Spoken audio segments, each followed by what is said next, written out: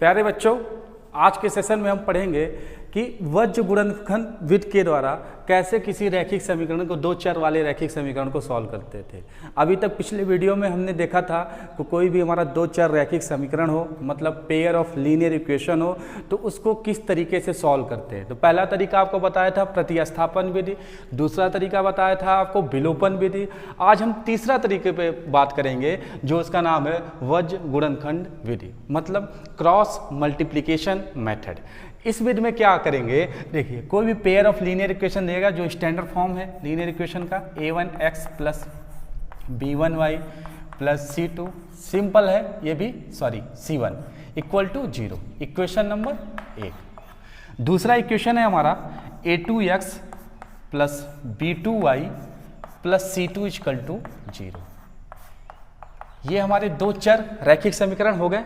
इसी दो चर रैखिक समीकरण को हम लोग सॉल्व करते थे, x और y की वैल्यू निकालते थे। ठीक है, तो x y की वैल्यू निकालने के लिए निकालते थे, उसके क्या कहें, प्रतिस्थापन विधि से हम x y की वैल्यू निकाल सकते हैं, विलोपन विधि से x y की वैल्यू निकाल सकते हैं, और तीसरा मेथड आज हम डिस्कस करेंगे वज्र गुणनखंड विधि द्वारा कि कैसे हम किसी पेयर ऑफ लीनियर इक्वेशन की x और y की वेरिएबल की हम निकाल सकते हैं मान। ठीक है, तो काम क्या करना है, एक्स वाई का मान निकालना है, किसके विधि द्वारा, वज्र गुणनखंड विधि द्वारा। और हर एक विधि को आपको जानना है, हर एक मेथड को आपको जानना है कि किस मेथड से कैसे क्या होगा। विलोपन विधि से भी जानना है आपको, प्रतिस्थापन विधि से भी जानना है, वज्र गुणनखंड विधि से जानना है, क्योंकि एग्जामिनर आपसे भी स्मार्ट होता है। आप लोग सोच रहे होंगे तीन है, एक प्रैक्टिस कर लेंगे, जो भी आएगा एक पे सवाल लगा देंगे, चलिए ठीक है, वेरी गुड, अच्छी बात है। लेकिन एग्जामिनर आपसे भी स्मार्ट है। एग्जामिनर कह दिया कि ये हमारा लीनियर इक्वेशन दे दिया और कह दिया कि इसको वज्र गुणनखंड विधि द्वारा लगाइए, तब तो आपको पता है, सर कहोगे सर प्रतिस्थापन आसान था उससे लगा दिया, विलोपन उससे भी आसान था उससे लगा दिया। तो कभी कभी एग्जामिनर स्पेसिफाई कर देगा सवाल में कि इस विधि के द्वारा ही उस सवाल को लगाइए। ठीक है, तो आइए डिस्कस करते हैं। इसमें क्या करेंगे, मेन काम क्या होता है, पेयर ऑफ लीनियर इक्वेशन में क्या होता है, जो हमारी वेरिएबल होते हैं, यहाँ पे x और y हमारे वेरिएबल हैं, इसी वेरिएबल का हमको मान निकालना रहता है। तो क्रॉस मल्टीप्लिकेशन मेथड में, मतलब वज्र गुणनखंड विधि में हमें x और y का मान कैसे मिलेगा, देखिए x की वैल्यू निकालनी रहेगी। ठीक है, x करेंगे, फिर इस x को हट साइड में कर लेंगे, बचा हमारे पास क्या, b1y1 b2y c1 c2, तो इस x को हाइड कर लेंगे, इसका मल्टीप्लिकेशन इससे करेंगे तो b1 c2 हो जाएगा, नहीं हो जाएगा, b1 c2 minus b2 c1, ठीक, इक्वल टू, माइनस का साइन लगेगा। इसी प्रकार y का वैल्यू निकालेंगे, y निकाल लेंगे, इसको हाइड कर दिया। ठीक है, अब देखिए यहाँ पे क्या हो जाएगा, a2 c1 minus 8a1 c2 equal to 1। अब इस 1 का मतलब क्या है, कांस्टेंट, ये कांस्टेंट टर्म ही तो है, तो इसको हाइड कर लेंगे, यहां से निकाल लेंगे a1 b2 minus b1 a2। ठीक है, तो ये हमारा फॉर्मूला है कि किसी भी रैखिक समीकरण को, दो चर वाले रैखिक समीकरण को वज्र गुणनखंड विधि द्वारा कैसे निकालेंगे, तो ये हमारा फार्मूला है। इसी फार्मूले में हम पुट कर देंगे। फार्मूला आपको याद करने की जरूरत नहीं है, बस सिंपल सा मेथड आप याद करिए कि किससे क्या मल्टीप्लाई। जब हमें x की वैल्यू चाहिए तो हम इन दोनों को आपस में मल्टीप्लाई कर रहे हैं, जब हमें y की वैल्यू चाहिए तो हम इन दोनों को आपस में मल्टीप्लाई कर रहे हैं, जब हमें कांस्टेंट की वैल्यू चाहिए तो हम इन दोनों को आपस में मल्टीप्लाई कर रहे हैं। यही काम कर रहे हैं, बस इसको याद करने की जरूरत नहीं, बस तरीका देखिए कि किस तरह x की वैल्यू आ रही है, y की वैल्यू आ रही है और कांस्टेंट की वैल्यू आ रही है।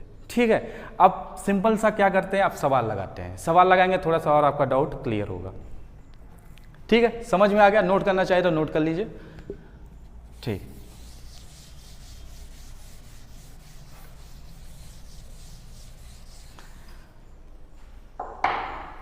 कोई लीनियर इक्वेशन ले लेते हैं, 2x plus 3y plus 8 equal to 0, equation number 1 हो जाएगा। दूसरा इक्वेशन ले लेते हैं, मनोहर रेखा प्रश्नावली 3C का पहला सवाल है। ठीक, x minus y minus 1 equal to 0। तो कोई भी इक्वेशन दिया रहेगा तो पहले तो हम ये चेक करेंगे कि लीनियर इक्वेशन में है कि नहीं है ax plus B X plus C, ये भी है a1x plus b1y plus c1 equal to 0, a1x minus है यहाँ पे तो कोई नहीं, जो हमारा लीनियर इक्वेशन ऐसे तो होता है, plus minus b1y plus c1 equal to 0, तो या तो प्लस आएगा या माइनस है, मन हमारा लीनियर इक्वेशन ये है। ठीक, अब हमें x की वैल्यू निकालनी है। अब देखिए सिंपल से क्या करेंगे, x की वैल्यू निकालेंगे, क्या करेंगे, x से लिख देंगे। ठीक, अब x की वैल्यू निकाल, सेम काम इसमें भी करना है। अब क्या करेंगे, ये हमारा हाइड हो गया, अब क्या है, इसका मल्टीप्लिकेशन इसमें, इसका मल्टीप्लिकेशन इसमें, तो 3 इंटू -1, माइनस रहता है, 3 का मल्टीप्लिकेशन इसमें 3 इंटू -1, 8 इंटू -1, वैल्यू आ गई ना। देखिए ऐसे कर देते, रुकिए, x minus y minus 1 equal to 0। जब भी हमें x की मान चाहिए, x का मान चाहिए, x को हाइड कर लीजिए, बचा हमारे पास क्या, 3y प्लस 8 और -y माइनस 1 बचा, यही बचा ना। तो अब इस y के साथ जो कांस्टेंट है टर्म जुड़ा हुआ है, उस कांस्टेंट टर्म को लेंगे, y को नहीं लेंगे, y को तो हमें मान ही निकालना है, तो इस कांस्टेंट टर्म को लेंगे, इसका मल्टीप्लिकेशन इसमें करेंगे विथ साइन के साथ। तो 3 का मल्टीप्लाई -1 में हमने कर दिया, 3 इंटू -1, ठीक, माइनस, फिर माइनस साइन तो रहता है, फार्मूले में ही था। ठीक है, बचा हमारे पास क्या, ये 1 इंटू, अब यहाँ पे कुछ नहीं है तो 1 हो जाएगा, तो 1 इंटू -8, 8 इंटू -1 हो जाएगा, 8 इंटू -1 हो गया, इक्वल टू y की वैल्यू निकालिए, इसको हाइड करिए, इसको करिए। देखिए 1 इंटू 8 माइनस, इसका मल्टीप्लीकेशन इसमें करिए, 2 इंटू -1, 2 इंटू -1 इक्वल टू, अब कांस्टेंट टर्म पे आ जाइए, कांस्टेंट टर्म हमारा क्या है, इसको हाइड करेंगे तो ये क्या हो जाएगा, 2 इंटू -1, 2 इंटू -1 माइनस 3 इंटू 1। ठीक, समझ में आ गया। अब इसको सॉल्व कर लीजिए, x अपान 3 का मल्टीप्लीकेशन -1 में करेंगे तो कितना, -3 minus minus plus 8 equal to y upon 8 minus minus plus 2 equal to 1 upon -2 -3। ठीक, देखिए सिंपल सा काम करेंगे, मिटा दे इसको, थोड़ा सा मिटा देते हैं इसको, यहाँ पे लिख देते हैं क्योंकि जगह कम है।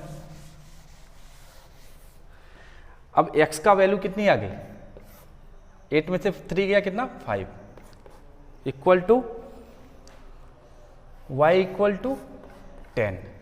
ठीक, इक्वल टू 1 अपान -5, ये हमारी वैल्यू आ गई x y और कांस्टेंट टर्म की। अब हमें एग्जैक्ट वैल्यू x और y की चाहिए, तो एग्जैक्ट वैल्यू x y की निकालें, थोड़ा सा मिटा देते हैं इसको। ठीक है, तो एक बार इस टर्म को इसके बराबर कर लीजिए, x upon 5 equal to 1 upon -5। ठीक, इसका मल्टीप्लिकेशन इधर कर दिए तो x की वैल्यू क्या हो जाएगी, 5 अपान -5 कैंसिल हो जाएगा, x की वैल्यू क्या आ जाएगी, -1। ठीक, दूसरी वैल्यू क्या है, y अपान 10, किसके बराबर, कांस्टेंट के बराबर, 1 अपान -5, इसको इधर ले जाइए तो y इक्वल टू क्या आ जाएगा, 10 अपान -5, y इक्वल टू क्या हो जाएगा, -2 आंसर हो जाएगा। ठीक, अब वेरीफाई कराना है कि हमारा सही है कि गलत है, तो कोई नहीं, इक्वेशन हमारा यही था, 2x plus 3y plus 8 equal to 0। दूसरा इक्वेशन क्या था, x minus y minus 1 equal to 0। अब देखिए x की वैल्यू -1, इसमें यहाँ पे x की वैल्यू -1 पुट करिए, -1 पुट करिए, तो -1 पुट करेंगे तो क्या हो जाएगा, -2, -2 ये हो जाएगा -6। ठीक, तो -2 और -6 -8 प्लस 8 बराबर 0, तो मतलब लेफ्ट हैंड साइड जो वैल्यू आई है इस इक्वेशन को सेटिस्फाई कर रहा है। इसको भी देख लीजिए एक बार, यहाँ पे -1 रखेंगे तो -1, यहाँ पे क्या रखेंगे, minus minus plus 2, 1 -1 -2 plus 2 equal to 0, एक कैंसिल हो जाएगा, मतलब 0 इक्वल टू 0, मतलब हमारा left hand side right hand side के बराबर है। मतलब वज्र गुणनखंड के द्वारा जो हमने सवाल लगाया है उसकी जो वैल्यू एक्स वाई की आई है, हमने इक्वेशन में पुट करके रखा, देखा कि हमारा इक्वेशन सेटिस्फाई आ रहा है, इसका मतलब ये वैल्यू हमारी सही है। ठीक है, ये आपको नहीं करना है, ये तो आपको तरीका बता रहे हैं कि आपको कभी डाउट लगे, हर मेथड जानना जरूरी होता है कि आपको एग्जाम में बैठे हो, लग रहा है कि ये थोड़ा सा वज्र गुणनखंड थोड़ा कैलकुलेशन है, ठीक है, तो आपको डाउट लगे कि मेरा जो वैल्यू आई है वो सही है कि नहीं है, सही है, तो आप कहीं भी रफ कर सकते हैं, रफ में आप क्लियर कर सकते हैं, ठीक है। तो सिंपल सा काम करना है, पहले x की वैल्यू निकालेंगे, x को जब निकालेंगे तो हाइड कर लेंगे, वहाँ से b1, y1 और c1 की वैल्यू आ जाएगी। जब x करेंगे तो y का करेंगे, तो y में करेंगे तो y वाले पोर्शन को हाइड कर लेंगे हाथ से, ठीक है। तो इसी हिसाब से इस सवाल को लगाएंगे, ठीक है। तो हमने 3 मेथड बता दिया, किसी भी रैखिक समीकरण, 2 चर वाले रैखिक समीकरण को सॉल्व करने के 3 तरीके होते हैं। पहला प्रतिस्थापन, दूसरा विलोपन, तीसरा वज्र गुणनखंड विधि। तो आइए 1-2 सवाल और लगाते हैं उस पर, वज्र गुणनखंड पे एक सवाल और लगाते हैं। देखिए मनोहर रेखा दूसरा सवाल, तीसरा ले लेते हैं, दूसरा ही ले लेते हैं, ठीक है। x minus y equal to 3, समीकरण नंबर 1। दूसरा है x, यहाँ पे लिख देते तो आसानी रहेगी, आपको थोड़ा सा कैलकुलेशन ज़्यादा हो जाता है, बिठाना पड़ता है। x plus 3 plus y upon 2 equal to 6, equation number 2। ये हमारे 2 इक्वेशन दिए गए हैं। एक हमारा इक्वेशन है x minus y equal to 3, okay, ठीक है, x upon 3 plus y upon 2 equal to 3। इसको वज्र गुणनखंड विधि के द्वारा क्या करना है, इसको हल करना है, ठीक है। किताब में तो दिया है कि ऊपर दिया प्रतिस्थापन विधि के द्वारा, तो कोई भी रैखिक समीकरण होता है आपके पास 3 तरीके, किसी भी विधि से लगा दीजिए, जब एग्जामिनर नहीं बोल रहा है तो तरीके आप पता कर लिए कि वज्र गुणनखंड विधि से कैसे लेगा। तो ये देखिए लीनियर इक्वेशन में है, ये भी लीनियर इक्वेशन में है नहीं, या तो इसको बना लीजिए। तो इसका एलसीएम लेंगे, क्या हो जाएगा, ये 2, 3, 6 का एलसीएम क्या हो जाएगा, 6 हो जाएगा। ये हो जाएगा 2x plus 3y equal to, ये 6 इधर ट्रांसफर हो जाएगा, 36 हो जाएगा, हो जाएगा। इसको क्या लिख सकते हैं, 2x प्लस, इसको आपको करके बता ही देते हैं, ठीक है। 3 और 6 का एलसीएम कितना हुआ, 6, ठीक। 3 में क्या मल्टीप्लाई करें कि 6 आ जाए, तो 3 में अगर 2 का मल्टीप्लिकेशन करेंगे तो 6 आ जाएगा, उसी 2 का मल्टीप्लाई ऊपर कर देंगे तो हो जाएगा 2x। इस 2 में क्या मल्टीप्लाई करें कि 6 आ जाए, 3 का मल्टीप्लाई, उसी 3 का मल्टीप्लाई हम ऊपर में कर देंगे, ठीक है। तो हो जाएगा 3y इक्वल टू 6/1 हो जाएगा। इन 1 का मल्टीप्लिकेशन इसमें करेंगे तो चीज़ें वही आएंगी, इसका मल्टीप्लाई करेंगे तो हो जाएगा 2x plus 3y equal to 36, ठीक है। लीनियर इक्वेशन में अगर बनाएंगे तो 2x plus 3y minus 36 equal to 0। इसको भी लीनियर इक्वेशन में कर लीजिए, इधर लाके -3 इक्वल टू 0। तो ये हमारे 2 इक्वेशन बन गए। इक्वेशन तो ये दिया था, थोड़ा सा मॉडिफिकेशन हमने किया इसमें, और इस मॉडिफिकेशन के द्वारा हमारा इक्वेशन क्या बन गया, अब ये बन गया। अब इस इक्वेशन पे हम काम करेंगे, ऊपर वाले को छोड़ देते हैं क्योंकि ऊपर वालों को हमने थोड़ा सा सरल कर लिया, ठीक है। अब इक्वेशन हमारा क्या बना, x minus y minus 3 equal to 0, equation number 1। 2x plus 3y minus 36 equal to 0, equation number क्या बना, 2 बन गया, सिंपल सा, ठीक है। अब देखिए वज्र गुणनखंड विधि क्या बताता, x कर लीजिए, उसके अपान नीचे अपॉन कर लीजिए, थोड़ा सा आपको समझने की आसानी रहेगी। हम यहाँ पे लिख देते हैं इसको,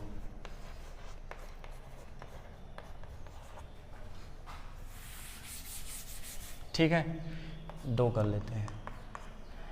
x लिख लीजिए, बटे में लिख लिए, y लिख लीजिए, बटे में लिखिए, और 1 लिखिए, बटे में लिखिए, बराबर का साइन लगाइए। कुछ नहीं करना, एक ही स्टेप, बस ध्यान देखिए कि किससे क्या चीज़ मल्टीप्लाई हो रही है। अब देखिए हमें x का मान निकालना है, x को इसको यहाँ पे हाइड कर लीजिए, केवल नंबर और वेरिएबल को हाइड करिएगा, ना कि उसके साइन को, ठीक है। तो हमने x को हाइड कर लिया। अब हमारे पास क्या बचा, ये बचे, तो इनका गुणा इसमें कर दीजिए, इसका गुणा इनका गुणा इसमें, इसका गुणा इसमें विथ साइन के साथ। अब देखिए यहाँ पे कोई नंबर नहीं है तो क्या हो जाएगा, -1, -1 का मल्टीप्लाई किससे होगा, -36 से होगा माइनस। अब एक टर्म खत्म हो गया, माइनस। अब आते हैं इस टर्म पे, तो 3 किससे मल्टीप्लाई होगा, -3 से, हो गया। मतलब x को हमने हाइड किया तो -1 का मल्टीप्लाई -36 में हुआ, फिर माइनस साइन लगाया हमने, फिर इसका क्या हो गया -3 इंटू +3 से मल्टीप्लाई हुआ। ठीक है, अब देखिए इसको मिटा दीजिए। इसी को बोलते हैं क्रॉस मल्टीप्लिकेशन। क्रॉस मल्टीप्लिकेशन का मतलब क्या होता है, 4/5 गुणे 6/7। क्रॉस मल्टीप्लाई का मतलब क्या हुआ, इनका गुणा इसमें होगा, इसका गुणा इसमें होगा, ये इसी को बोलते हैं क्रॉस मल्टीप्लाई।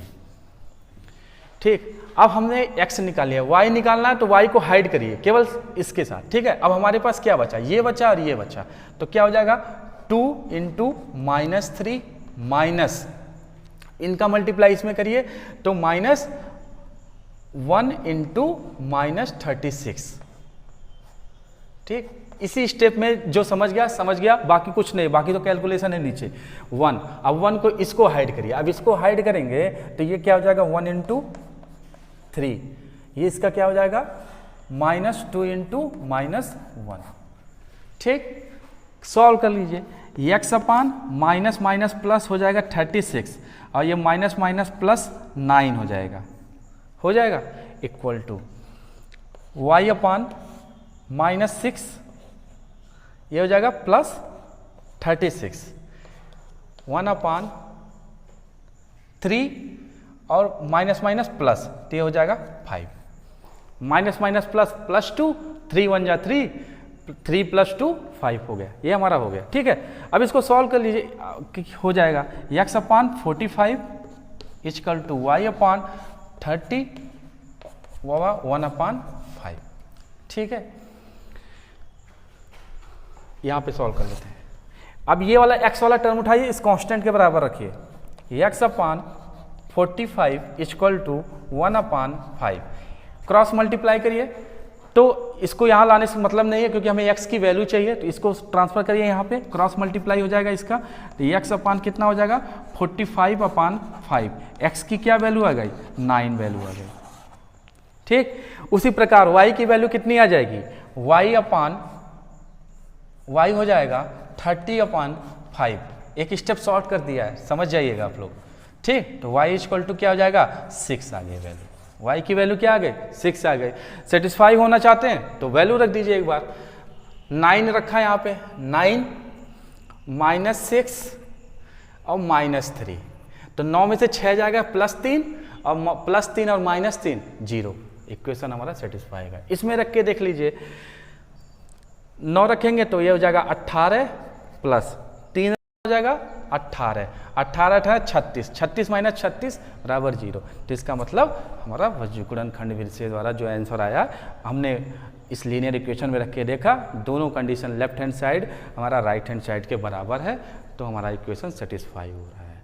तो आई होप, मैं आशा करता हूँ कि आपको समझ में आया होगा। ठीक है, और कुछ भी दिक्कत हो, आपको कोई भी दिक्कत हो, कोई भी क्वेश्चन लगाते हो तो पूछिए ज़रूर।